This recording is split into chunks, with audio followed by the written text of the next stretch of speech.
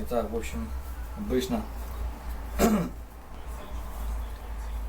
причина, то есть поменяли распредвал и поменяли лакера, да, и непонятные все равно какие-то звуки, типа вроде как стучит, но вроде когда в зазоре все в порядке, отрегулировали.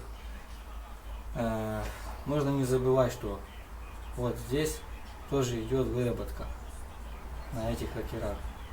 Ну, соответственно, на этом болте регулировочном аналогически идет выработка. То есть не зря говорят там, да, то есть когда снимаешь, ставь по порядку, то есть на столе где-то там, да, а потом обратно все же на свои места ставь, то есть по очередности, да, там первый, второй, третий и так дальше. Потому что на каждом месте, то есть он имеет уже свое место, понимаете?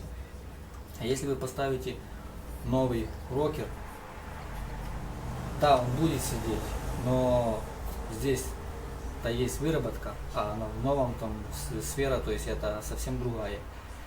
Вот, и там есть один нюанс при регулировке, то есть, что потом покажу, то вот здесь вот, и возможно тоже создается вот здесь звук непонятный, да, вот такой вот щелчок.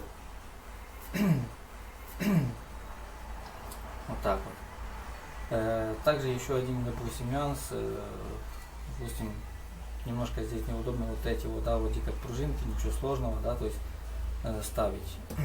Обычно беру, ставлю, да, сначала, допустим, пружинку, а потом заводят сюда рокер, как-то вот так его засовываю.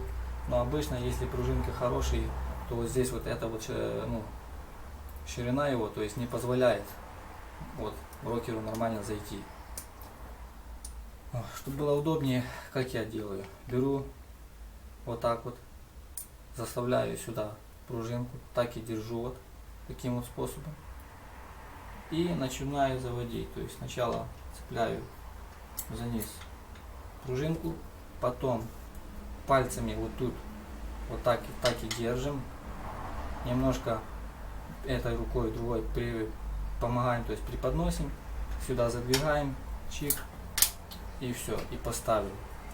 А то начинаю там сюда запихать, туда-сюда, оно спрыгивает, или пружинка сюда спрыгивает, ну вот я вот таким вот способом ставлю.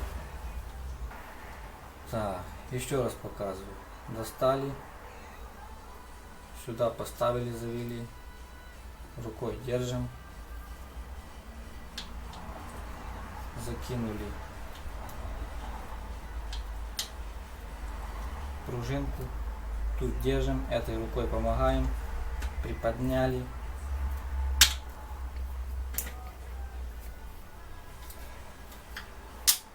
и вот так вот